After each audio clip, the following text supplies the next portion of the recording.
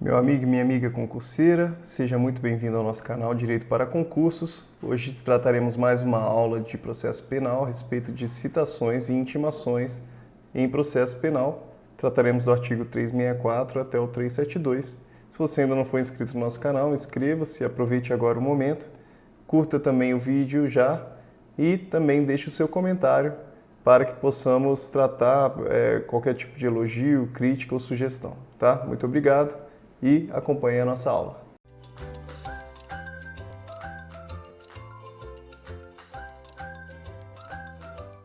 Vamos lá, meus amigos, continuando então os estudos aqui, iniciando no artigo 364. No caso do artigo anterior, número 1, inciso 1, o prazo será fixado pelo juiz entre 15 e 90 dias, de acordo com as circunstâncias, e no caso de número 2, o prazo será de 30 dias. Aqui já não cabe mais porque ambos incisos estão revogados. Você pode depois verificar aí na lei, na aula anterior, que eles estão revogados. Então, é um prazo único para o edital de 15 dias. Isso é o que prevalece atualmente. 365, edital de citação indicará. Então, aqui, alguns requisitos. Nome do juiz. Ok, nome do juiz. Nome do réu. Ou, se não for conhecido, seus sinais característicos. Então, a mesma coisa aqui da citação, sinais característicos, bem como sua residência e profissão, se constarem do processo. 3. O fim para que é feita a citação. O fim. Então, a mesma coisa também do mandado de citação. Aqui para responder, resposta por escrito. Então, esse é o fim. O juízo e o dia, a hora e o lugar em que o réu deverá comparecer. Aqui, lembrando que agora o interrogatório,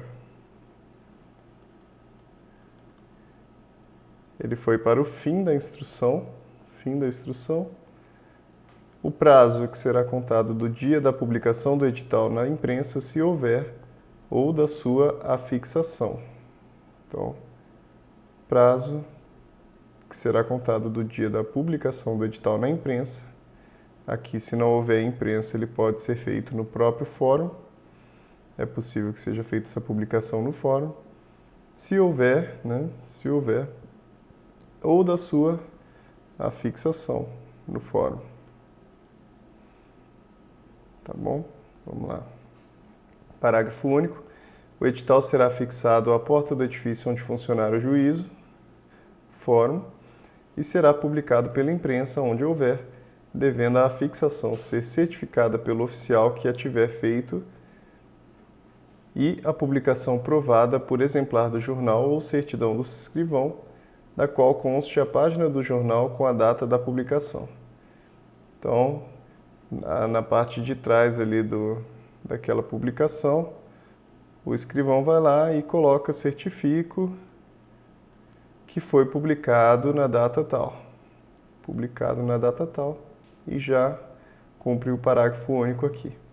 366, se o acusado citado por edital não comparecer, então, no caso de citado por edital não comparecer, nem constituir advogado, ficarão suspensos o processo e o curso do prazo prescricional, podendo o juiz determinar a produção antecipada das provas consideradas urgentes e, se for o caso, decretar prisão preventiva. Então, atenção aqui ao artigo 366. Para que o 366 valha, é necessário, então, citação por edital, primeira coisa, mas o acusado não comparecer.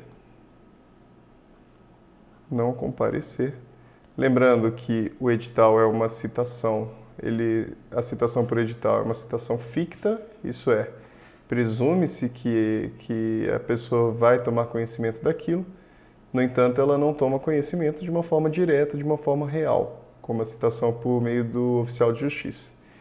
Então, temos que tomar muito cuidado, porque o processo penal ele não vai permitir uma condenação sem que haja defesa. Esse é o intuito desse artigo aqui, evitar um tipo de condenação sem que a pessoa se defenda. Então, caso ele tenha sido citado por edital e ele não tiver comparecido nem advogado constituído, ficam suspensos o processo, tanto o processo quanto o curso do prazo prescricional. Então, o processo fica suspenso, a prescrição também. Então, o crime não vai prescrever em razão disso, tá? Aqui temos que salientar, porque a prova pode querer cobrar alguma orientação jurisprudencial. Então, o STJ e o STF divergem aqui na posição com relação à quantidade de tempo que o prazo ficaria suspenso de prescrição. Para o STF, essa suspensão ela é indefinida, fica suspenso indefinidamente. Agora, para o STJ, ele entende que regula-se pela pena máxima do crime em abstrato. Então, se tivermos lá um crime de 6 a 20 anos, para o STJ, esse crime ele ficaria com suspensão durante 20 anos, com relação ao prazo prescricional. Já com relação ao STF, ele entenderia que seria indefinido. Isso daqui não duraria somente 20 anos. E, durante esse período, mesmo que o processo esteja suspenso, é possível, então, que haja essa produção de provas consideradas urgentes, em razão justamente do prazo, né? Pode ser que, em razão do prazo, acabe ocorrendo de algumas provas serem perdidas, às vezes testemunhas elas podem falecer, existem diversas circunstâncias que o tempo acaba apagando, né? Então, pode ser sim produzido prova antecipadamente, ainda que esteja suspenso o prazo. E, se for o caso, decretar prisão preventiva. Prisão preventiva também é possível de ser decretada. 367, processo seguirá sem a presença do acusado, que, citado ou intimado pessoalmente para qualquer ato, então aqui pessoalmente, então ele foi citado pessoalmente ou intimado pessoalmente, deixar de comparecer sem motivo justificado, ou no caso de mudança de residência, não comunicar o novo endereço ao juízo. Então aqui já é uma situação diferente. Temos a situação que o acusado ele tem sim ciência do processo, ele tem total ciência do que está acontecendo, no entanto ele não quer comparecer. Em razão dele não querer comparecer, ele já tendo sido citado, o processo vai seguir sem a sua presença. Apenas será necessário ali que ele tenha algum tipo de defesa, tá bom? O 368 diz que, estando o acusado no estrangeiro, fora do país, em lugar sabido, aqui é importante dizer que é em lugar sabido, porque se for lugar não sabido, caberá o edital. Com relação ao estrangeiro, em lugar sabido, será citado mediante carta rogatória. Carta rogatória é um ato de comunicação que é feito entre um juiz do Brasil e um juiz de um país estrangeiro. No país estrangeiro existe então essa comunicação, tá? O ordenamento jurídico de um país e de outro irá regulamentar quem fará diretamente essa comunicação. No entanto, a carta rogatória é essa. Lembrando que a carta precatória ela é feita entre dois juízes de mesma hierarquia e a carta rogatória entre dois juízes, no entanto, de países distintos. Suspendendo-se o curso do prazo de prescrição até o seu cumprimento. Aqui, como a carta rogatória ela possui essa comunicação entre países distintos, o ordenamento jurídico ele já prevê que é uma comunicação que pode acabar demorando um pouco mais de tempo. Como ela pode acabar demorando um pouco mais de tempo, a lei prevê que o prazo prescricional também fica suspenso nesse caso.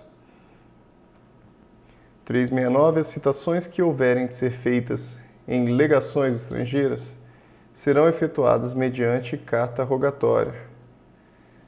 Legações estrangeiras são os consulados e as embaixadas, e como são considerados locais no qual a jurisdição brasileira não atinge, é necessário que seja feita então uma carta rogatória. O oficial de justiça então não pode fazer diretamente essa entrada e cumprir algum tipo de mandado ali. É necessário que passe por meio dessa carta rogatória em razão da soberania do país no qual a embaixada representa. Em razão, então, dessa inviolabilidade das embaixadas e consulados. Capítulo 2 das intimações. Continuando aqui, então, dos atos de comunicação processual. As intimações 370 trata das intimações dos acusados, nas intimações dos acusados, das testemunhas e demais pessoas que devam tomar conhecimento de qualquer ato. Então, tomar conhecimento de qualquer ato será observado no que for aplicável o disposto no capítulo anterior. Então, subsidiariamente, caso não esteja regulamentado nesses próximos artigos e incisos, subsidiariamente aplica-se as regras da citação, apenas caso seja disposto de uma forma diversa aqui nos próximos parágrafos e artigos, aí sim aplica-se a intimação com relação a essas disposições. Parágrafo 1º, a intimação do defensor constituído. A intimação do defensor constituído, do advogado, do querelante e do assistente.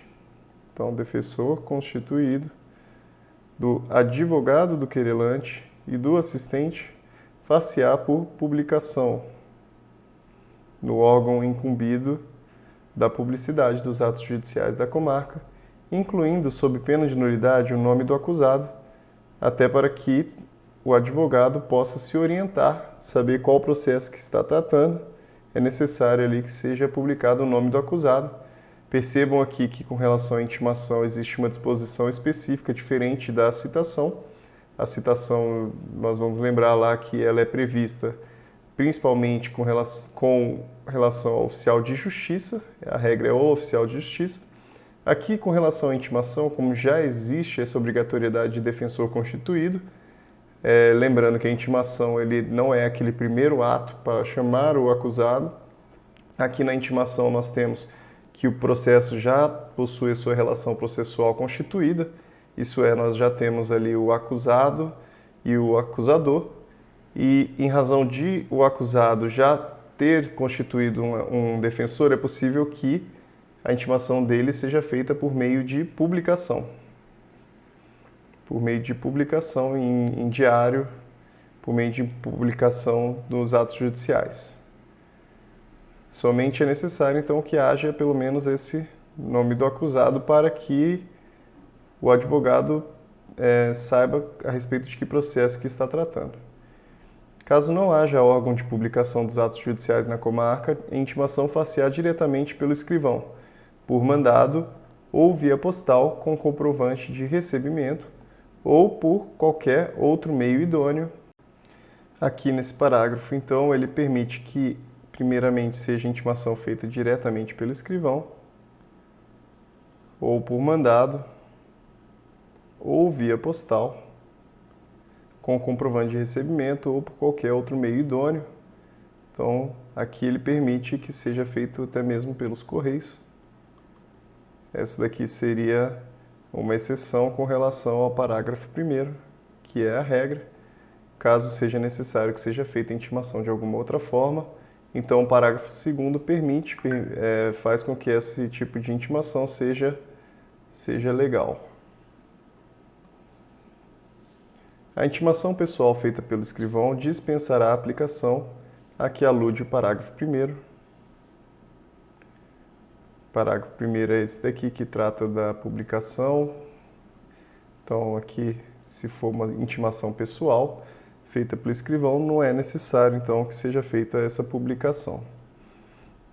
Então, lembrando aqui, essa intimação pessoal feita pelo escrivão poderia ser aquela situação na qual o acusado comparece espontaneamente à secretaria e acaba sendo ali, então, intimado no próprio ato. com relação a algum ato processual que ele precisa realizar. A intimação do Ministério Público e do defensor nomeado será pessoal. Aqui também inclui a Defensoria Pública, que essa intimação ela precisa ser pessoal. Com relação ao Ministério Público, o prazo ele vai começar a contar a partir do momento em que os autos eles entram na Secretaria do Ministério Público.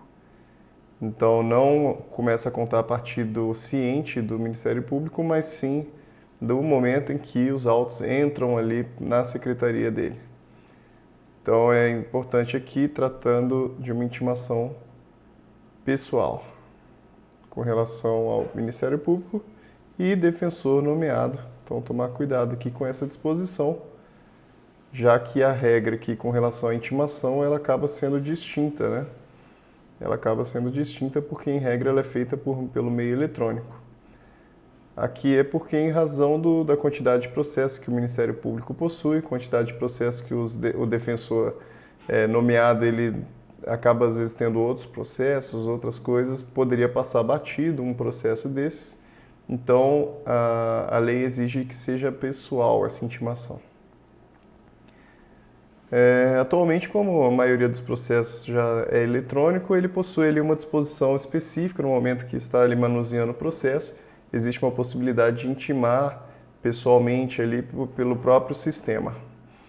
371. Será admissível a intimação por despacho na petição em que for requerida, observado o disposto no 357.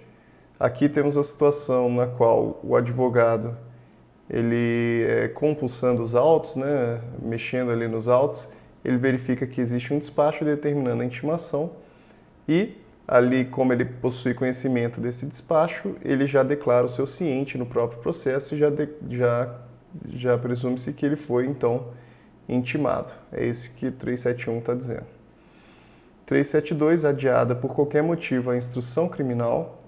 Então, tratando aqui de adiamento de instrução, juiz marcará desde logo na presença das partes e testemunhas. Então, presencialmente, ele já faz, então, essa nova marcação de data e hora para o prosseguimento, do que se lavrará termo nos autos. Então, normalmente aqui a audiência de instrução e julgamento. Caso exista alguma instrução e julgamento, caso haja aqui alguma situação na qual precisa ser adiado, o juiz, no próprio ato, ali no adiamento, ele já marca uma nova data e um horário, tá bom? Meu amigo, terminamos hoje aqui. Inscreva-se no nosso canal e continuamos na próxima aula. Muito obrigado aí por nos assistir até agora. Um abraço.